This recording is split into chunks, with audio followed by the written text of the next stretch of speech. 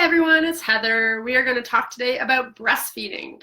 And I have this brochure here that a lot of our clients have seen. This is from the Public Health Agency of Canada. This is called the Top 10 Valuable Tips for Successful Breastfeeding. So we're just going to go through those tips. And if you have any questions, please put them on the screen. I'm not sure if I'll be able to respond to all of them or see them all that well, but we'll give it our best shot. All right. So breastfeeding is an excellent way to feed your baby. It's definitely got a learning curve, and that's why it's really good to have great support and lots of great information like what we'll present here. And it's free and it's convenient. So once you get past that learning curve, it's the easiest thing. You don't have to prepare it. You don't have to get up in the middle of the night. I tell people I breastfed because I was lazy. So tip number 1, breastfeed right after birth. So ideally, and what is the provincial standard now, is that when baby is born, here's our baby, baby comes right up onto your chest. And this is really important for early breastfeeding because baby is used to that heartbeat, all those sensations of being skin to skin with you, the smell of your skin, the smell of the amniotic fluid on the baby, these all start triggering the baby to start that first feed. And left to their own devices, babies will do their own breast crawl. So if you go on YouTube and you Google breast crawl, babies will crawl up and actually latch themselves without any help whatsoever, which is really cool. And it's really amazing to see. So sometimes moms will worry, parents will worry about when baby should start breastfeeding. And what you're looking for is cues. So baby will start, you know, originally when they're born, they'll usually just be kind of lying there and getting used to the fact that they're outside now.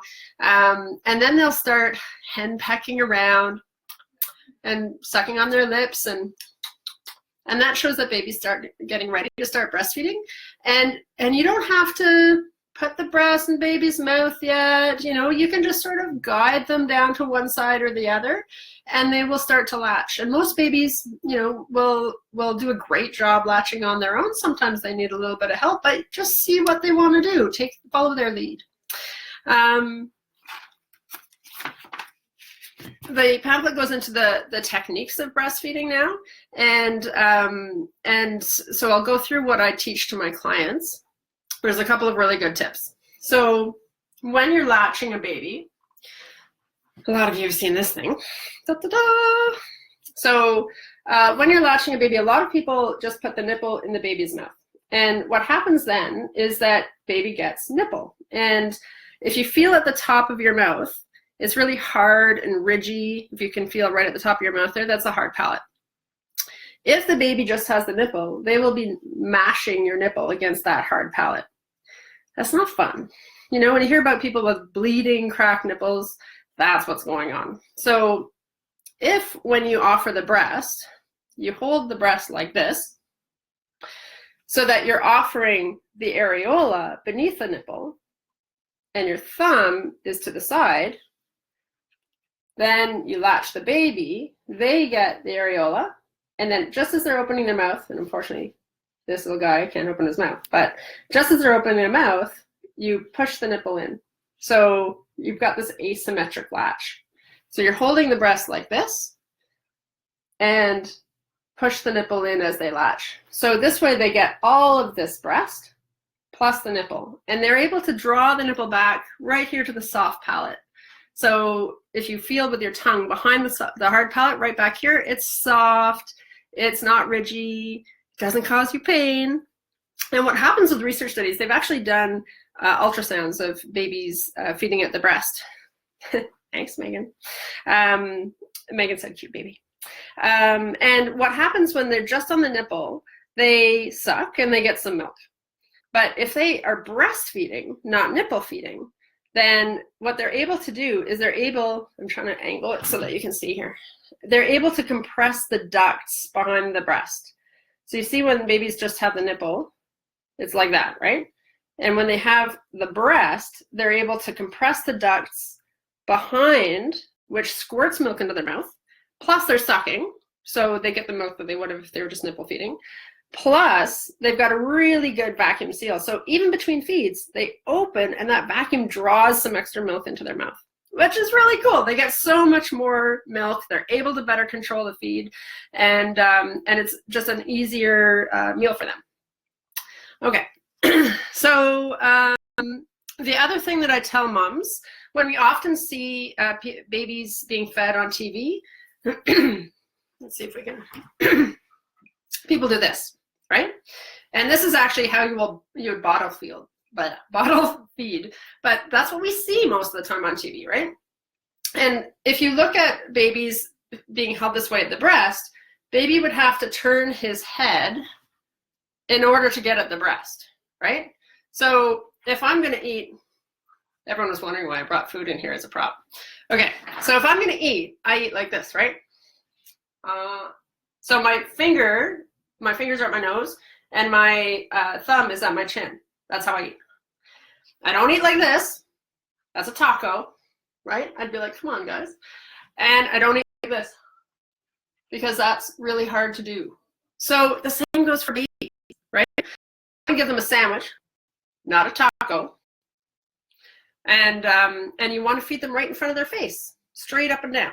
So let's apply that to breastfeeding. So when you hold baby, instead of holding baby like this, you want to hold baby at the back of the neck with your fingers at the ears and the thumb at the other ear. So you're not actually holding the head at all. Here's another tip about that. If you hold the head, baby does this, right? All right, so back to eating. When's the last time you ate a piece of fruit like this? It's really hard. I can't do it. You can't open your mouth like that. What about like this? You can open your mouth like that. So moms always want to put their hands on the back of the baby's head because that's how you push the head in, right? It's also how you duck the chin. So if you push the baby's head down, they can't open their mouth and they won't be able to get a nice big latch. If you hold them by the back, they can tilt their head back as much as they want, and you are able to press them in so that their chin is applied to the breast and they're able to open their mouth, right? Way better latch, less pain for the parent, okay? So I'm holding the baby at the shoulder blades and fingers supporting underneath, thumb up here. Can everyone see that? And I'm going to tuck baby's bum under my arm. Easy. I can talk on the phone. I can feed. I can shop around Home Depot. It is that easy, guys. All right. So then you latch on. And remember how I was saying you want to present the baby with the sandwich, not the taco? We as moms, we tend to go like this because this is easier for us. But this is a taco, right? So if I'm squeezing the breast like this, that's a taco. Baby can't eat that. Baby can eat a sandwich. So you want your thumb and your fingers in the right proportion, the way you would eat, okay?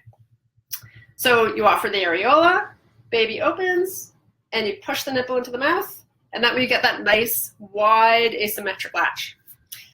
So then you're feeding like this, and if baby starts to close, you can press this hand in towards the opposite breast, which tilts the baby's head. So I'm going to show you this way. If I press in like that, baby's head tilts up. So if baby starts getting pinchy, then that means they're causing damage. It should feel like a suck, not a pinch.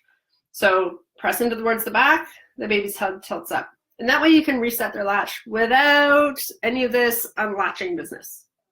One thing this pamphlet does cover too is how. That's super important.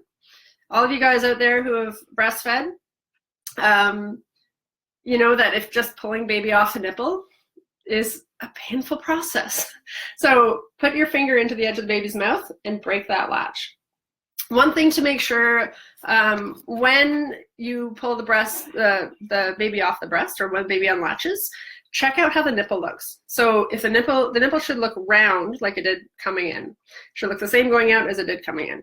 If the nipple has a line through it like a lipstick, and this is hard to sort of fashion, but say if it looks flattened and it's got a line through it, then that means it's a compression line and they've been mashing it against our hard palate, and you'll pay for that tomorrow. Sometimes that happens at 4 a.m. because no one's really paying attention to the latch at 4 a.m. All right, so that's all the hows. That's only tip number 1, but that was the longest one. Tip number 2, getting started. So the first milk you have is colostrum. And people say, well, won't they need formula for the first few days because you don't have milk yet? You do. It's called colostrum. It's the golden, amazing stuff that keeps them nourished and actually lines their guts, which helps prevent from a whole bunch of diseases. But they don't need very much of it, and you don't have too much of it right now. So for the first 3 days, you're waiting for that progesterone crash that lets your milk come in. But for the first 3 days, you have colostrum. On day 1, the baby's stomach is the size of a chickpea, and it's really, really inflexible. So they can only take the teaspoon to the tablespoon per feed of colostrum that you're producing. So it's perfect. Day 2, it's about the size of a cherry. It's a little more flexible. Day 3, it's the size of a walnut, and it's super flexible. Coincidentally, your milk comes in on day 3. It's like they're matched. It's fantastic. The book also recommends learning how to express, because if baby won't take some milk, or if baby's sleepy and won't wake up, or you have trouble getting baby interested in the breast, you can express the milk and tip it into their mouth with a spoon. So the way you express milk, a lot of people just sort of squeeze the nipple. That's not where the milk is. That's just the delivery process. So see how the skin here is different colors around the areola? So you put your fingers on each side. This is really hard working to a camera here. There we go. You put your fingers on each side where the skin changes color, press back towards the chest wall, and squeeze in. So you almost picture that there's a marble underneath the nipple, and you're trying to push that out. So you press in towards the chest wall, squeeze together, and pull out. And that is how you express milk. And you'll get a ton of colostrum doing that. Take some practice, though.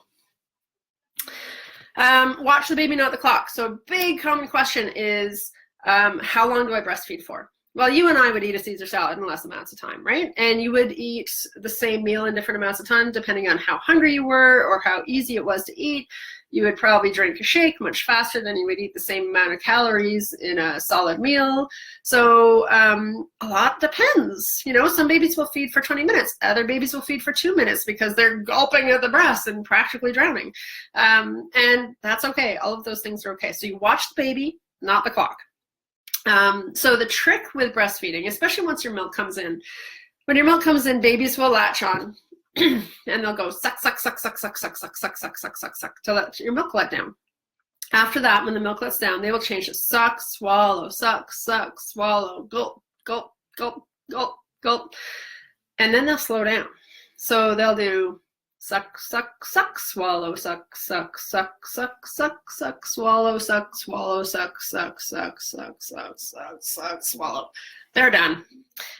Burp them, switch them to the other side. If you're worried about babies waking, you can do compressions to try and get them to swallow more. Compressions are where you put your hand high up at the chest wall and you just squeeze.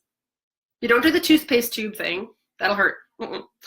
No pain in this whole thing. So you put your hand around the edge, squeeze, and then you'll see baby start to swallow again. You can feel for marbles, which are hard spots that show where milk is clustering still in your ducts. So you can sort of do it around because all the ducts go like the spokes of a wheel or the hands of a clock. They're all around. So, and they go up to your collarbone and up under your armpit. So you can just reach all the way up and just feel for hard spots and put pressure behind. And then baby will start gulping again, because babies only fall asleep at the breast or stop swallowing at the breast once the milk stops flowing. If you're drinking from a water bottle and there's water flowing into your mouth, you're not going to doze off to that. But once it stops and you're warm and comfy, you might, right? Same thing with babies. So, and then you can also do the, remember what I said, oh yeah, I didn't tell you this one. So remember what I said, squeeze towards the opposite breast? You're squeezing them like a bagpipe. So you can do that to reset their latch. You can also do that to get them to swallow again. So if you're saying, are you asleep? Are you done? Are you still swallowing? You can do some compressions, squeeze them like a bagpipe. That'll get them swallowing again. If none of that works, and you've done that a couple of times, burp them, switch them to the other side. It's best to feed both breasts per feed because the research shows that the more often you empty your breast, the higher fat milk you make when you feed one breast per feed, then you can go as much as 4 or 5 or even 6 hours between feeds for that breast, and you might end up engorged. And when you're engorged, your tissue dumps extra fluid because it's an inflammatory process. You end up with somewhat dilute milk, and your body releases hormones saying, oh wait, I didn't need that much milk. So you don't want a dramatic down supply in your milk. It's best to keep things moving. Sometimes people worry about fore milk versus hind milk. You're actually starting to get the hind milk 2 minutes into the feed. Yay! Because it's just extra fat globules that are falling into the milk from the ducts. Cool. All right. So,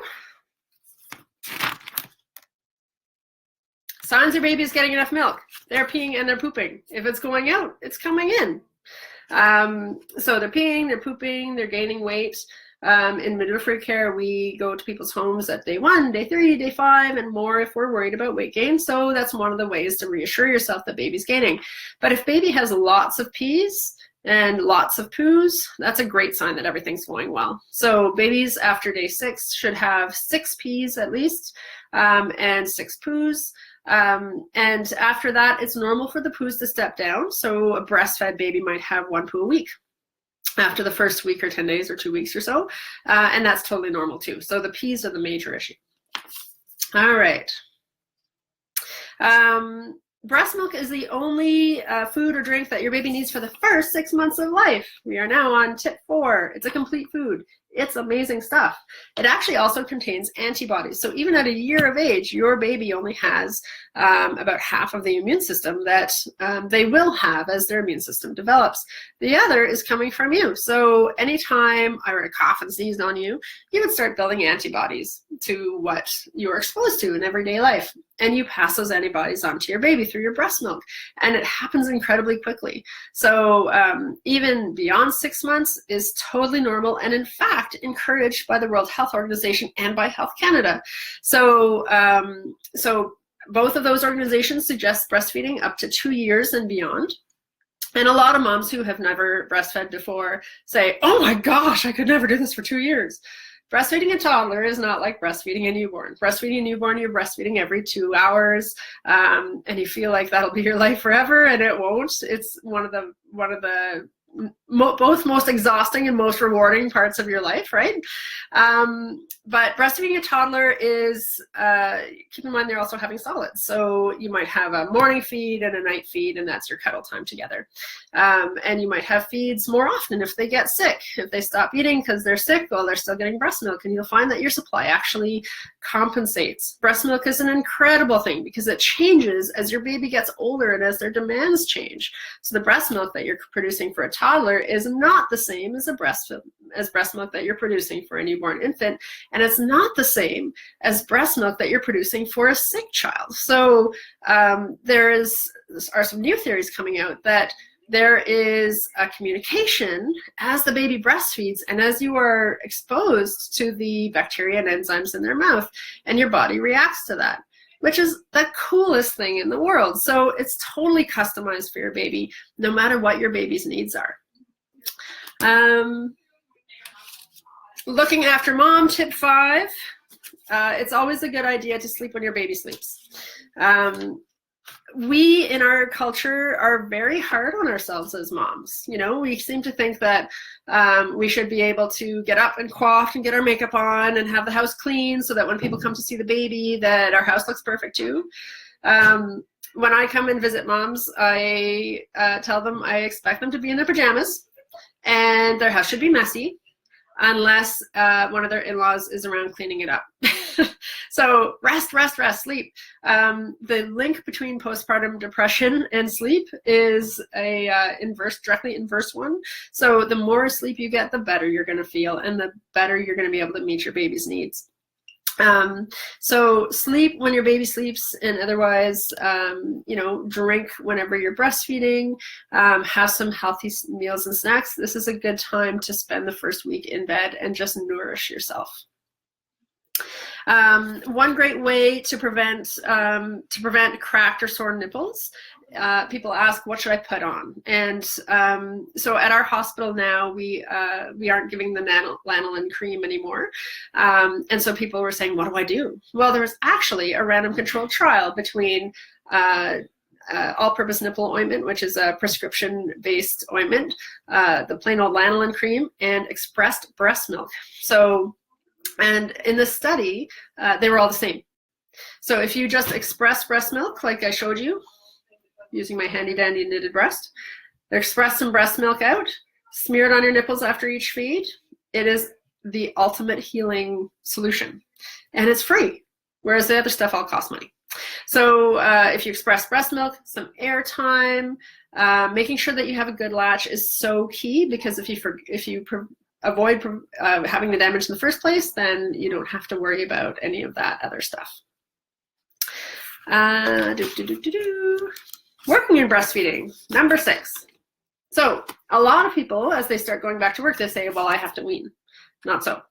Especially if you were able to take some parental leave, which we are so fortunate here in Canada to have a year of parental leave, which can be shared between partners. Often people are talking about going back to work or school as the baby gets a little older, 6 months or a year, and you can pump and have expressed breast milk for the baby. And that can go on as long as you need to. For me, I had a unique situation where I was a midwifery student when I had my second child, and I didn't take time off. And so I remember doing a 24-hour shift with a resident, the chief resident, who also had a brand new baby. Both our babies were about 4 or 5 months old, and we would have pumping parties in the middle of the night and between births, and that worked. After 24 hours, I think I had 64 ounces in a cooler to bring home. So it really works to do that. Some people will say they will breastfeed only and feed their baby that way, which can work for a while, but your breasts need the actual stimulation from a baby in order to optimally produce milk. So if you say that you want to breastfeed or pump feed and not breastfeed, your milk supply is likely to reduce. But it is perfectly doable to work and breastfeed. You can also feed before you go, feed as soon as you get back. Sometimes people will feed over the lunch hour. If your partner is on parental leave, they can bring baby to you at work. It all is a great way to spend some extra time with your baby. Tip number 7, breastfeeding and pregnancy. So sometimes people find that it's harder to breastfeed in pregnancy because the hormones of pregnancy will reduce your milk supply or change the taste of it. And so sometimes your toddler, if you're breastfeeding then, may choose to wean themselves and may become interested again after the baby's born. And other times people find that baby is still okay with it, or your toddler is still okay with it. So there's that, and then there's also the whole getting pregnant. For the first 6 weeks or 6 months after you have baby, if you're breastfeeding, it's a pretty reliable form of birth control. But after that, it's really not. So you can still get pregnant when you are breastfeeding. Tip number 8, thoughtful reminders. Number 1, sleep when your baby sleeps. Ask for help with housework. One of my clients had the brilliant idea that, she said everyone wants to come see the baby, but they have to bring chocolate or casseroles or do a little laundry. And that is an okay thing to say, because people want to help you. People want to know that it's a big deal to have a baby, and it's okay to ask for that help. Cigarette smoke is harmful to babies. So if you smoke or if your partner smokes, try to do that outside, and change your clothes. There have been research studies showing that babies who are laid on blankets or on carpets where smoking happened still absorb those chemicals through their skin. So it's good to remove smoking from the areas where the baby is. Number 9, talk to others. So here's a big shout out to Hike It Baby Brockville. which you can find on Facebook. That's a local group where parents will go on hikes in the community, and it's a great way to talk to other parents. You can go to the early years centers here in Canada and have play groups and play dates with other parents, and it's a great way just to get some more adult conversation in your life, and a great way to talk to other families. There's also breastfeeding support groups like La Leche League, which is a fantastic organization. There are groups all over the place in every town, and you can use Google to find your local group, La Leche League. And very often in cities, breastfeeding drop-ins. And I remember when I was a student participating in a lot of breastfeeding drop-ins where there were lactation consultants to ask questions, get tips, and fine-tune the technique of breastfeeding. And number 10, enjoy your baby. So, like I was saying, this is one of the most sleep-deprived, difficult times of your life, but there's also some really fun times as well, and times where it's 2 a.m. and it's just you and your baby, and it's quiet, and there's snow's falling outside, and just things that, you know, steal themselves in your memory that you'll have forever. As you develop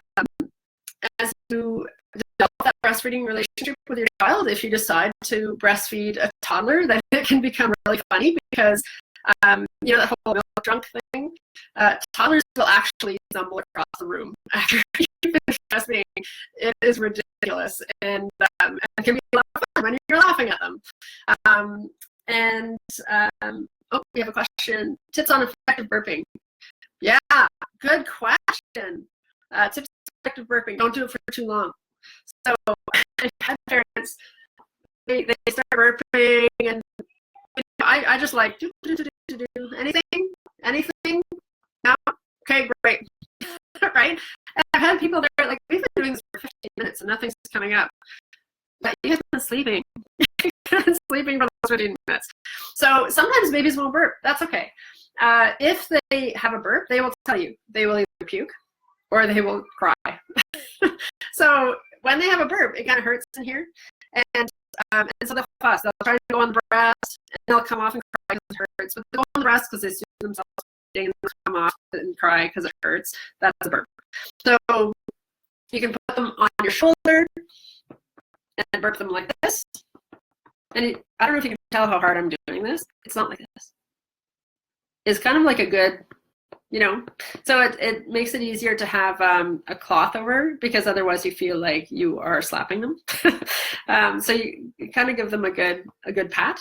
One thing I didn't mention is you notice how this baby's naked? Normally it would have a diaper on, but being skin to skin while breastfeeding is really, really highly recommended, especially when you're trying to make it work at first. Back to burping, you can also sit them on your knee, sliding backwards.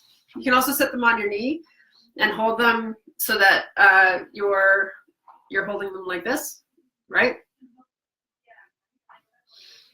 And you can pat them like that. But don't do it for too long because you could be sleeping. So back to feeding a toddler. Toddlers do hilarious things too, like whatever they were last playing with, they will be feeding and they will hold it up to the other side. So I have fed a Tyrannosaurus Rex and lived to tell the tale. Also a locomotive. These are actual toys that were brought to bear when I was breastfeeding.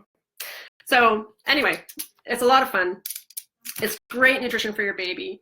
It's a great way to prevent infection in your baby. And how long you breastfeed is totally up to you. If there's any other questions, send them along and we'll try to cover them next time. Hope that helps. Bye, everybody.